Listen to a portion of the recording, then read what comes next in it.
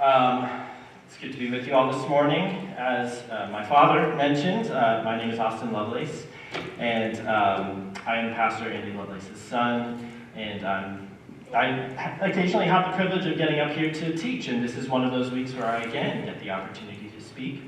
So we have been in a series on the book of Genesis. And we as a church have been taking some time over the course of this year to ask the question, what does it mean to be people who are full of God's Spirit, right? As Jesus followers, we believe that we are filled with the Holy Spirit. And so we've decided to take some time to do a study on the book of Genesis to see why is it that the Holy Spirit is working in humans. We often ask the question, how does the Holy Spirit work in human beings? And that's a good question to ask. But we want to look at Genesis to go back to the beginning to see what was God's intended purpose for humans and for creation, and so how is he using his Spirit to go about that work, right? And so we spent the first week in the introduction to this series looking at Genesis 1, which is God's ideal. It paints a portrait of the vision that God has for creation, his ideal world, so to speak, right? We get these 6 days where God creates these spaces, and he brings order to these spaces and populates them and commands the humans and all of creation to be fruitful and multiply. And he creates humans who are in his image. They are his representatives, right? And then we get a 7th-day rest where there is no end, right? Each of the 6 days begins and ends with there was evening and there was morning, there was evening and there was morning. But then we get to the 7th day where God rests from all that he's made. And there's no end to that day. So we get this eternal quality about Genesis 1, and it paints a picture for how this was God's ideal world. And so we celebrated how God is calling us to work in partnership with his Spirit to bring order out of chaos in all of the wonderful ways that we do that. Be fruitful and multiply through having children and growing crops, but also through creating art and through making food and doing taxes and all of those wonderful things that we do. Then last week, we took a look at Genesis 2 and 3, where God begins to work on his project. He begins the start of his, let's get started with doing Genesis 1, right? So he begins making humans, and then we saw how humans did not achieve God's ideal, and how their failure stemmed from the decision to choose and define wisdom, define good and evil, on their own terms. This is symbolized by them taking and eating from the fruit of the tree of knowledge, right? So the humans, rather than receiving wisdom about what is good and bad from God, they decide, I see what's good in my own eyes, and I would say that's good or that's bad, right? But they will not rely on God's own wisdom. And so they choose to go about being fruitful and multiplying apart from God's wisdom. And so God names the consequences of their choices, and he says, because you've done that, now your work of being fruitful and multiplying, what I wanted you to do, now you'll still do that work, but it's going to come with futility. Sometimes you're not going to produce fruit. You'll produce thorns and thistles, right? You'll face opposition, and you'll also feel grief. He gives the examples of giving birth to children and also through growing crops. But there are many ways in which humans are fruitful and multiply, right? So in all of those ways, we will face grief, futility, and opposition as we go about the work and still trying to fill out the Genesis 1 idea. So that's where we are so far. And today, we are going to move forward in the story. We're making a lot of progress here. We're in week 3, and we're on the 4th page of the Bible. So we're going to be looking at Genesis chapter 4 today, where we look at the story of what happens now, generations down the line. When generations of humans continue down this trajectory, what does God's Genesis 1 ideal start to look like, right? So, we're going to look at all of that. But first, I want to invite us just to pray as we begin our time together. Our Father in heaven, we thank you for the gift of the Scriptures and of your wisdom. As we gather today to worship you, Jesus, do a work in us now to shape us, to be the image bearers that you intended for us to be, and to trust you and your wisdom. May we receive your wisdom today as we study this story, and may our hearts be open to receiving that wisdom, even if it may be difficult for us. Exalted be your name, Lord Jesus. Amen. All right. As I mentioned last week and the week before, we're going to begin that practice that I said we're going to do at the beginning of each of our times together. Before we jump into the text, we need to pause for a second and put on our worldview glasses, right? We all see the world a little bit differently, and the writers of the Bible had a certain way in which they viewed the world. And so when we begin our study of Genesis, it's important for us to name the assumptions that we bring to Genesis, the questions we want to ask, right? The things that we're bringing to it, but then also look at what did the ancient authors want their audience to be asking and thinking about, right? So I've likened this to putting on our glasses, right? So it's that time of the study for us to take off our worldview glasses as best as we can and put on the worldview glasses of an ancient Israelite author and their intended audience. All right, are you ready? I'm going to help walk us through this process.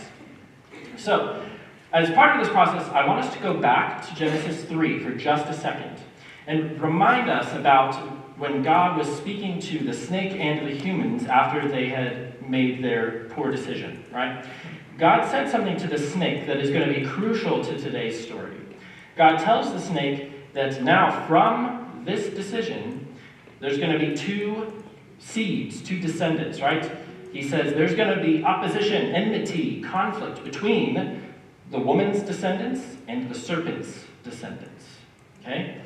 That detail is going to be key today, because what's going to happen, not just in this story, but throughout the book of Genesis, is that we'll see that there are going to be human characters that fall into two categories. They are either descendants of the serpent, metaphorically speaking, right?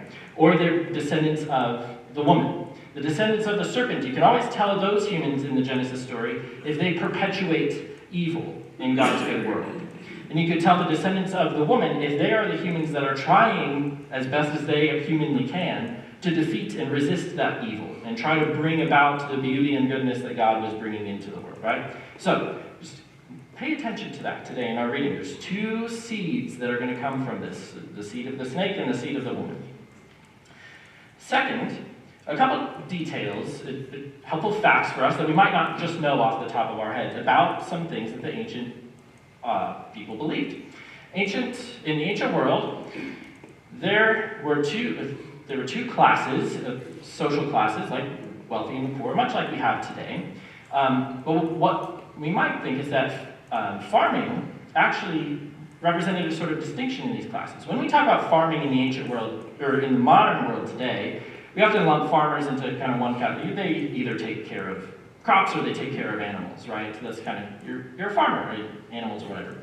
But there's actually an important distinction between the two in the ancient world. If you were a shepherd who took care of sort of animals out in the field, you were considered part of the sort of lower class, poor class. Shepherds are consistently in the Bible portrayed as being part of sort of a minority, poor, underserved class of people, okay? An important detail, again, for today's story.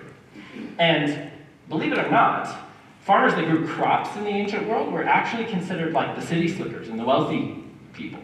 And this is because when farming first began as sort of an industry in the ancient world, that's where people started building all of their settlements in their cities. They built them around farmland. And those people that grew crops, they were able to easily trade their materials and everything and build a lot of wealth. And so, this is kind of a bizarre thing for us to think about, but I want us to, again, this is us putting on ancient Israelite glasses. Shepherds, considered more of the poor, lower class, and tillers of the land, crop farmers, are actually considered sort of the wealthy people, the privileged in society back in the ancient world. So let's just put that in our pocket for now. Another thing that we might not know firsthand is that in the ancient world, the right of the firstborn child is of crucial significance. All right, we get the sense that firstborn children in some families might get a certain entitlement or something, depending on the family you grew up in. But in the ancient world, it was a sort of a social standard that firstborn children always received the largest portion of their parents' inheritance and the best of their parents' stuff, the most responsibility. So this came with a lot of responsibility, but it also meant a lot of honor and respect for that firstborn child, the firstborn sons in particular. So, keeping this in mind, the firstborn children were often sort of elevated above their siblings in the ancient world. This was just kind of a normal thing. So, again, take this detail, let's put it in our pocket. Promise it will pay off later. So, we're going to be exploring Genesis 1 as the Garden of Eden story for the next generation. Here's what I mean by that. we've seen the Garden of Eden story, right? About two humans named Adam and Eve, their names meaning human and life. So what we will see is that the Garden of Eden story is actually going to show up again and again and again throughout Genesis. We're going to see the story of two brothers, Cain and Abel, and what I want you to pay attention to is see if you notice anything that sound familiar or seem familiar to you from our reading of Genesis 2 and 3 last week. Okay? This story is actually going to be set up as a mirror of the Garden of Eden narrative. So, you ready to dive in? Just kidding, we actually have a couple more details today. I'm going to walk us through some key Hebrew words today. I don't have a full glossary like I did last week, but I do want to give us our keywords and then we will get into the passage. So, just as a reminder, our English translations often use the word the Lord in all caps when they're talking about the divine name Yahweh. And there's reasons for that, and there are great reasons. I choose to read the name Yahweh where it says the Lord in all caps because I feel that it gives a certain sense of intimacy about God's character and involvement in the story. It helps him feel like less of a distant sort of being out there, right? When we say his actual name, it sort of grounds him as an actual, very intimately involved person. And so I'm going to choose to read the name Yahweh where it says the Lord in all caps. Last week we also talked about the words for good and bad in Hebrew. Those are the words tov and ra. They should be up here on the screen in a second. Again, these words are going to be repeated time and time again because, again, the human condition is that we all define tov and ra on our own terms rather than seeking God's wisdom. That's the temptation we all struggle with as human beings, right? And so the Hebrew authors know this, and they're going to continue to do word plays and create all kinds of puzzles for us using these words throughout the book of Genesis. So we'll read those when we see the words good and bad, or good and evil. Finally, we have a new word, just one new word for us this week, and it is the word kata. Now, when we see kata in the Bible, we, in our English translation, see the word sin. It gets translated as the word sin. Now, when we talk about how the word kata is used throughout the Bible, it usually means something like to miss the target, to fall short of the target, or to fail. So when we see that word sin, and this will be the first time the word sin or kata appears in the Bible, I'm going to choose to use the word failure. And here's why I'm doing that. You may notice in my teaching style, I like to sort of take very familiar words to us in our faith, and I like to sort of reinvigorate them and use a different word to kind of bring new life into them. As a pastor's child growing up in faith, I find that sometimes I get an over-familiarity with certain words like sin, salvation, redemption, things like that, and they lose their impact to me. I become sort of numb to how they... And maybe some of you who have been following Jesus for a long time feel this way as well. Yes? So, what I'm doing here when I am choosing to say failure instead of sin, I'm not changing what the word means. This is what the word means. I'm making an intentional choice to sort of bring new life and renew sort of the impact that that word is supposed to have to us. Does that make sense? Okay, I'm done giving us the background. We've put on our ancient Israelite glasses, so it's time to now read the text. We're jumping into Genesis chapter 4, verse 1. Let's begin. I'm using the NIV translation this week. All right. Adam, the human, made love to his wife Eve, and she became pregnant and gave birth to Cain. She said, "With the help of Yahweh, I have brought forth a man." Later, she gave birth to his brother Abel. Now Abel kept flocks, and Cain worked the soil. In the course of time, Cain brought some of the fruits of the soil as an offering to Yahweh. And Abel also brought an offering, fat portions from some of the firstborn of his flock. Yahweh looked with favor on Abel and his offering, but on Cain and his offering, he did not look with favor. So Cain was very angry, and his face was downcast. All right, we're going to stop here for a second. I want to notice first, the story opens up with Eve giving birth to Cain, and she makes a declaration. Now, the English translation that I have says that she says, when Cain is born, she says that with the help of Yahweh, I've birthed a child. There's two ways in which we could interpret this. We could interpret this, the first way is that we could say Eve is giving credit to Yahweh for helping her have a child. That is one interpretation. There's a second interpretation that have been put forward by many biblical scholars, much smarter than me, and I'm very compelled by the second interpretation because of how this story ends. So if you'll just bear with me, I'm going to present sort of the interpretation that I'm compelled by here, and then when we get to the end of this story, I think it'll make a lot of sense. What I think is actually going on here is that there's two ways to understand the Hebrew. We could say that the Hebrew, some people interpret the Hebrew that she's saying to say, with the help of Yahweh, but it could also be saying, I have made a man like Yahweh can. That has a different feeling to it, doesn't it? I have made a man in comparison to Yahweh, okay?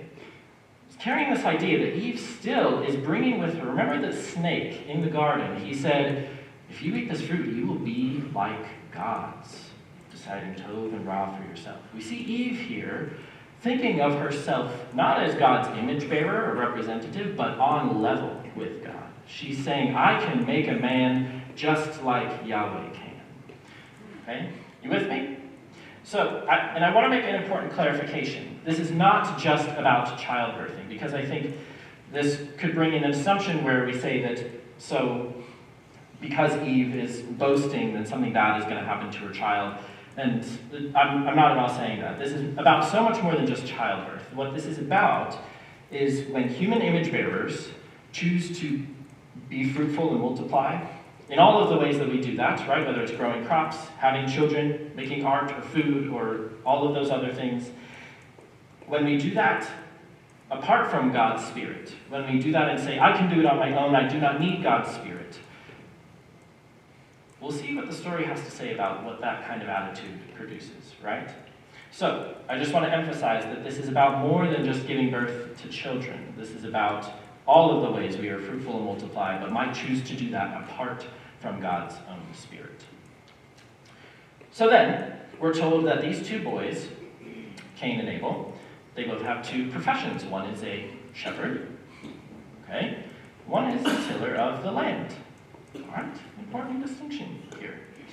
Now, Cain, we're told, his boys they're still in the region of Eden, but they're outside the garden. So they're just outside the garden. And Cain, he works the ground, and one day he decides, you know what? I want to say thanks to God for giving me these crops. And so he gives what is described later in the Bible as a Thanksgiving offering. He bundles some food together and gives it to God. Well, that's great. God never asked him to do that, but Cain did that of his own thankfulness. That's wonderful. Then Abel shows up.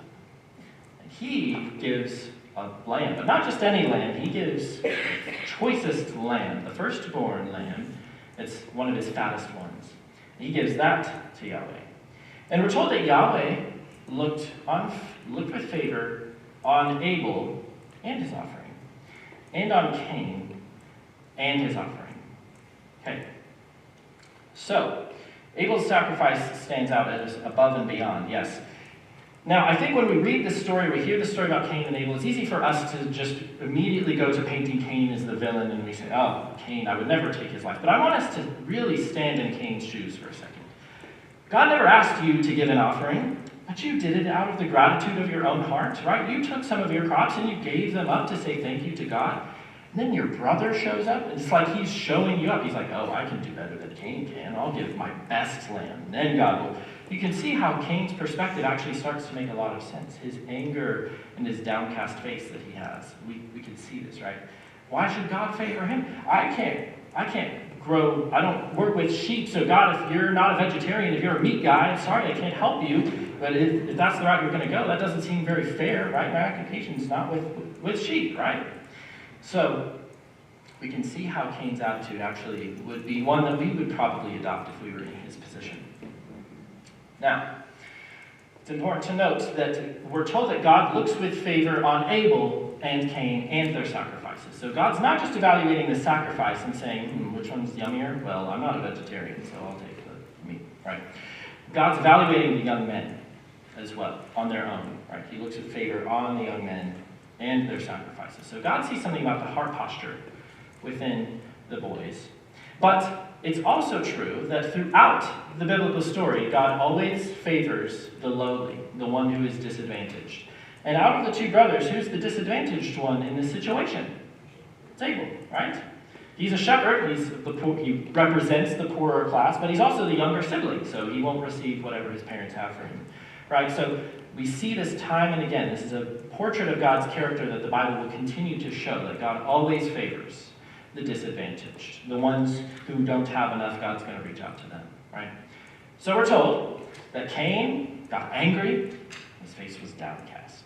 Now I want you just to hold in your mind this image of Cain's body language, his face being down, right? When your face is down, there's a sense of like isolation. Don't want to look at you, I don't want to talk to God, right? I'm just going to work my ground, and I'm just going to keep my face down. This body language that Cain is demonstrating communicates a sense of self-isolation. He's frustrated and he just wants to be alone, right?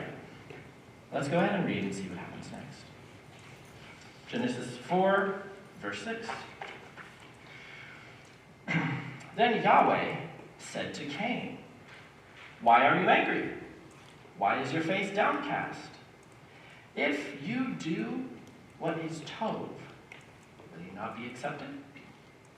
But if you do not do what is tov, failure is crouching at your door. It desires to have you, but you must rule over it." Okay. Now, Cain has isolated himself, and it's important to note that Yahweh starts the conversation. He reaches out to Cain. See, even though God is looking with favor on his brother, he has not rejected Cain or written Cain off as hopeless. He doesn't know how to give sacrifices, right? God reaches out to Cain. Says, hey, if you do good, there's blessing for you too. There's enough blessing for everyone, right? Not just for your brother, but for you too. But you must do tov. See, God is telling Cain that he's standing at his own tree of decision right now, his own tree of knowledge of good and evil. And he's saying, I'm telling you what is tov. Do that, right? And there will be blessing for you, just like there is blessing for your brother. It's important to know that God is being incredibly merciful to Cain and reaching out to him of his own initiative. Cain's trying to isolate himself, but God says, hey, do good and there's blessing for you. Then he gives Cain a warning. He says, failure is crouching at your door. Paints this picture of like a predator, right? Like a lion or some kind of dog ready to pounce on Cain, but it's lurking inside his heart, right? There's this predator in his heart, and it's called failure.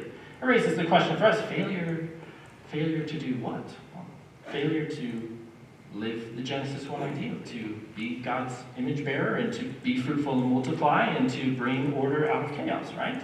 All of those things are what the Bible, what we call sin, right? The Bible calls failure. God's saying failure to live out my vision for creation is crouching and it's ready to pounce. You must master it. So, God is inviting Cain to believe in a generosity worldview. A worldview that says God has made a world with enough provision and blessing for all. Right? That is God's invitation to Cain. He says, there's enough here for everyone. Just do what is good. Okay? Let's see how Cain responds.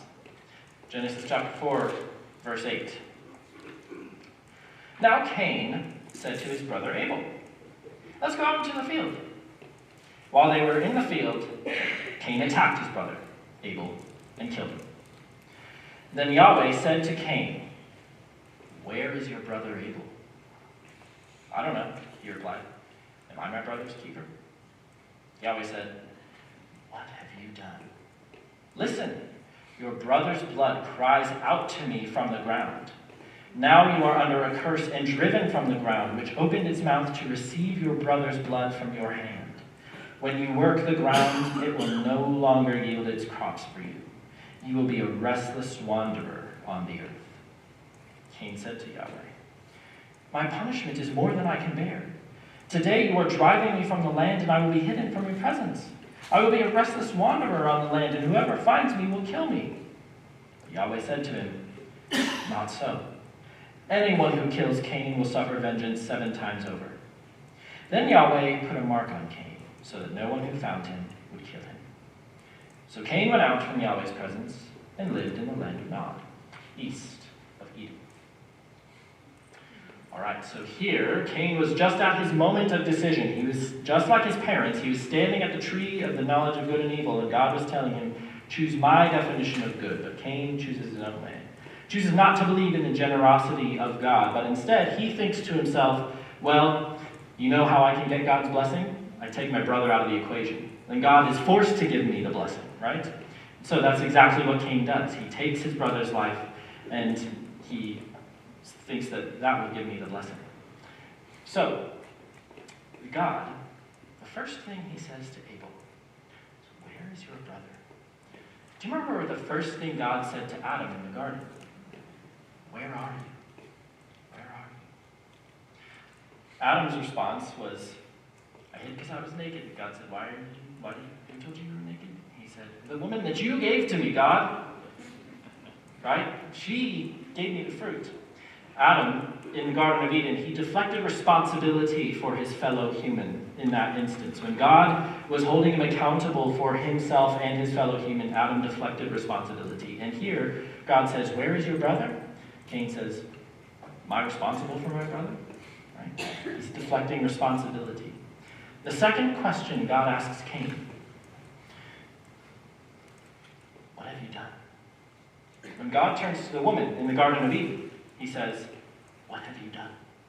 All right, so Cain is being set up as a mirror image of his parents in this scenario.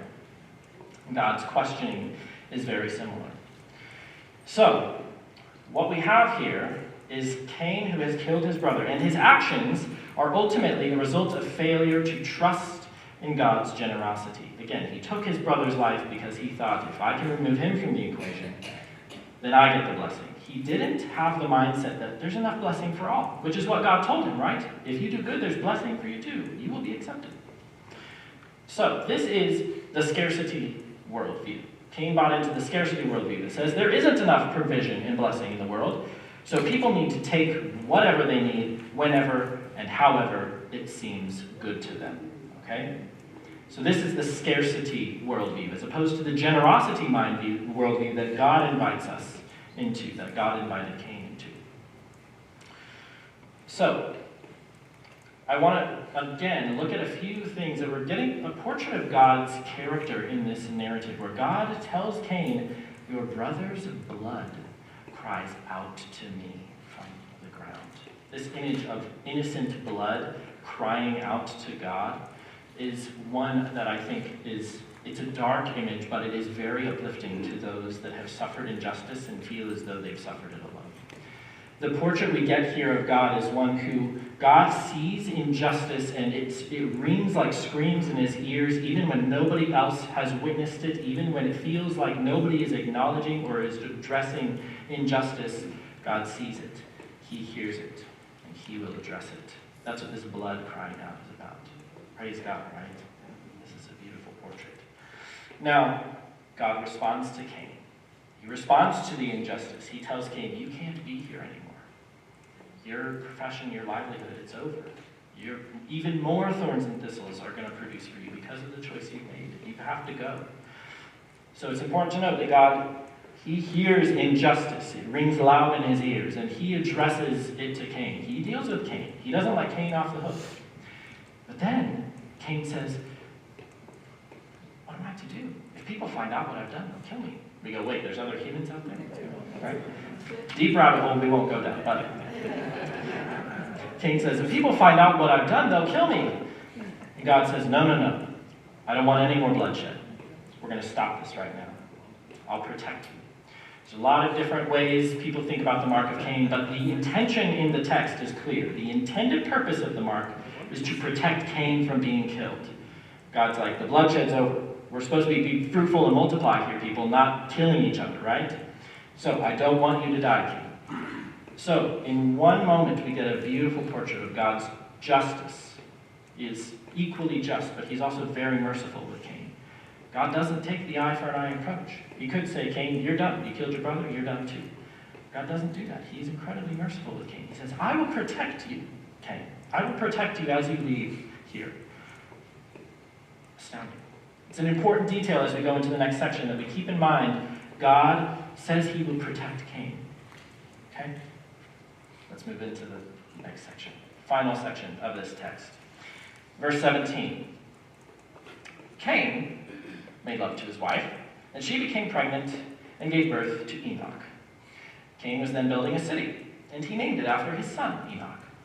To Enoch was born Irad, and Irad was the father of Mehujael, and Mehujael was the father of Methushael, and Methushael was the father of Lamech. Lamech married two women, one named Ada, and the other Zillah. Ada gave birth to Jabal. He was the father of those who live in tents and raise livestock. His brother's name was Jubal. He was the father of all who play stringed instruments and pipes. Zillah also had a son, Tubal-Cain, who forged all kinds of tools out of bronze and iron. Tubal-Cain's sister was Naamah. Okay, if you fell asleep during the genealogy, now's the time to pay attention. Lamech said to his wives, Ada and Zillah, listen to me. Wives of Lamech, hear my words. I have killed a man for wounding me, a young man for injuring me. If Cain is avenged 7 times, then Lamech 77 times. Adam made love to his wife again, and she gave birth to a son named Seth, saying, God has granted me another child in the place of Abel, since Cain killed him. Seth also had a son, and he named him Enosh. At that time, people began to call on the name of Yahweh. All right. So, Cain goes out from Eden. God says, I will protect you, Cain. The first thing Cain does is he builds a city. In an ancient world, cities obviously were not sort of the mega metropolises we picture today, like New York or LA or something like that. Cities were any group of human community where they had built a walled enclosure around their dwelling places. So any place where there was a walled enclosure around human dwellings, this was a city. Capture this in your imagination. God says, I will protect you, Cain. Cain goes out from Eden. He builds a walled enclosure around him and his community. He still leaves Eden with the scarcity mindset. God's protection will not be enough. I need to build my own protection. I need to make a wall for myself. Cain still hasn't got it figured out. He builds a city. We get a genealogy that goes 7 generations. It's a sort of anti-7-day Genesis 1 ideal, right? 7 generations in, we get a man named Lamech, a descendant of Cain, and Lamech's name in Hebrew is king spelled backwards. The backwards king of Cain's city. And he takes 2 women. We say, oh no, hold on a second. The Genesis 1 ideal was a man and a woman bearing the image of God, 2 being 1, right? But Lamech is taking 2, he's accumulating humans like property now. This isn't good. And then Lamech sings a song to his wives, where he says, I killed a man who hurt me, a young man, implying maybe he's killed a child for hurting him. He boasts about it. And then he says, if Cain was protected 7 times, I'm protected 77 times. He names and claims God's blessing for himself. You see what happens here? When a society is built on the scarcity mindset that says, I have to build protection for myself, God's provision won't be enough, God's protection won't be enough, I have to build a wall for myself. When that is the foundation, it produces a society that is embodied in Lamech. A man who says good is bad and bad is good, right? He's boasting about killing men and children. He's taking more than one wife. He has a totally distorted vision of what God's vision of the world was supposed to be. Lamech is he's defined bad as good, right? So again, we're seeing that when a society is built on self-protection and mistrust and scarcity mindset, what we produce is a society that doesn't know good from bad. They no longer understand God's wisdom. I want to pause here because it can be easy for us to point out in the world and say, oh yeah, everybody out there, nobody knows good from bad these days. And to an extent that might be true, but let me tell you, every single one of us has the potential within us to hold the scarcity mindset. And we all, if we're not careful in acknowledging God's generosity and acknowledging when we are tempted to build walls for ourselves and not trust God's protection, we can produce Lamechs, right? So, with that, we go back to Eve.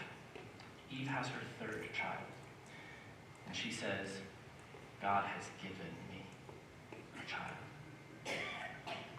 You see, the first human to make the wrong choice, to choose good and bad on her own terms, and who says, I am on a level with God, she's also the first one to reflect back and say, God gave me this child. She's changed her mindset. It took some time, and it was through pain, but now Eve sees this fruitful and multiplying thing, it only happens in partnership with God. I can't do it alone. It's a beautiful portrait of redemption. That the first human to mess it up was also the first one to change her mind and to believe in God's generosity and to say, this is a partnership. This isn't a competition with God. It's a partnership with him. And we're told that Seth is born, and suddenly there's people who are calling on the name of Yahweh. So this is a promise that is from Seth's line, from his descendants. Maybe we'll get some snake crushers, right? We saw Cain's line is definitely the seed of the snake, right? We're getting Lamechs and all of these really twisted characters from the line of the snake, but we also have Seth, who is now going to go forward. And you know who comes from Seth's line way down the line near the end of the biblical story? Jesus. Jesus. And we, as our profession of faith as followers of Jesus, is that he was the snake crusher. He was the one that defeated evil for all time, right? And so I want to just paint a portrait, give us a glimpse of how Jesus has done this for us. We consider his temptations when he was out in the wilderness and the enemy came to him, the opponent. That serpent in the garden, it approaches him this time under the title of the opponent or the slanderer. And he tells Jesus, you're out here in the wilderness, you're hungry. Why don't you make it happen, Jesus? Make some food for yourself. Who knows if God's provision is going to be enough for you? Make it happen on your own terms. You know what Jesus says to him? It's not by bread that I live alone, but on the wisdom of God. On God's definition of good and evil, that is what I live by. See, Jesus, he made the right choice. He stood before his own tree, and he said, I won't take the fruit on my own. I will receive that wisdom from God. I won't make it happen on my own, right? Jesus ultimately embodies this in his death and resurrection. He believed so much in the generosity of God and that God has made a world with enough life and enough goodness that he gave his life up, trusting that God would do something with it. And you know what happened? God gave him his life back. God has created a world with enough, and Jesus' life, death, and resurrection is a testament to that. That even if you were to die, if you give your life up, God has enough life for everyone, right? So this is the story we believe, and as followers of Jesus, we are called to also believe in the generosity mindset, that God has created a world with enough. Now, you may be saying to yourself, sure, I'm with you, but sometimes there's not enough. There are people in poverty out there. There are people who are suffering who don't have enough. Let me tell you the reason. The reason is not because God has made not enough. It's because those with the scarcity mindset take more than they need, and they take it from those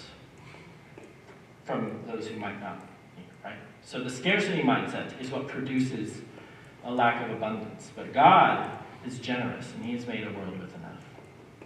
So ultimately, there are two attitudes that shape our approach to image bearing. The scarcity mindset or the generosity mindset. And again, Jesus brings the hope that the way of generosity and trust is the way to life. I would invite the worship team to come back up at this time. As we enter into this time of reflection,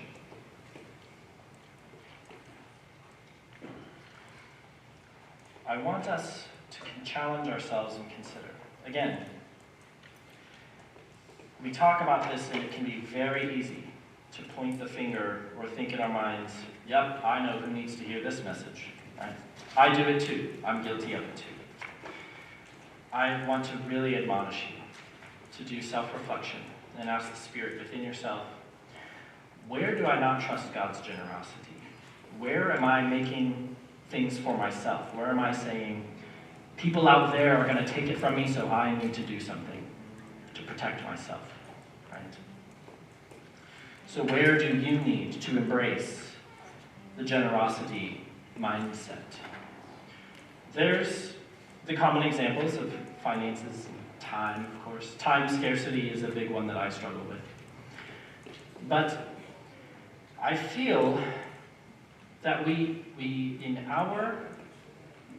are living in a moment in America where we are constantly fed the scarcity mindset.